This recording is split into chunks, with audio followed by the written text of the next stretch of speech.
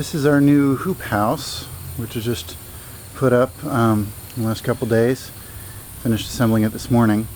I got the plans for doing a PVC hoop house from a website, and it called for using two 10-foot long lengths of PVC for each of the hoops and joining them at the ridge like this. Now, I had to modify the plans somewhat because of two different things. One is that our ground slopes toward where I'm standing here. So in other words, this far side is higher than the near side. And the other thing is that I put it right next to the building, and I wanted the plastic to let the water go into the gutter. And the gutter slopes the opposite direction. It's higher on this side than it is on the far side. You can see that.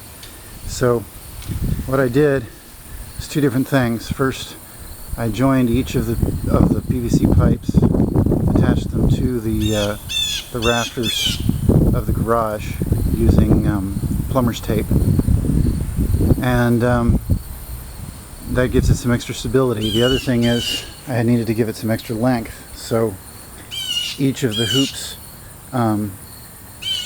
has an extra piece of length added onto it to make it longer on the side next to the garage. The farthest hoop doesn't need any extra length, so it's flush onto the ground, but then each of the hoops has progressively more length added onto it, with the result that the hoops nearest me are larger than the hoops on the far side. So the whole thing has a kind of a funny shape to it.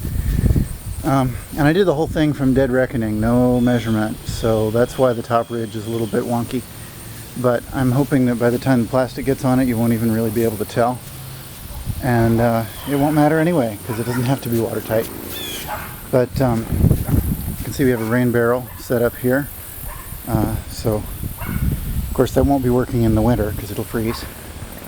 Got some volunteer plants growing already. There's a great big butternut squash. It'll be ready for our harvest in a couple days, and that was not planted, that came out of the compost. And then we have a bunch of little plants that have come up. This whole thing is a sheet mulch. So I put this right on top of the soil, a layer of cardboard, a layer of grass clippings and immature ragweed and whatever green stuff I could find, and then a thick layer of composted leaves on the top. There's a compost heap that'll be inside the greenhouse also to add some warmth.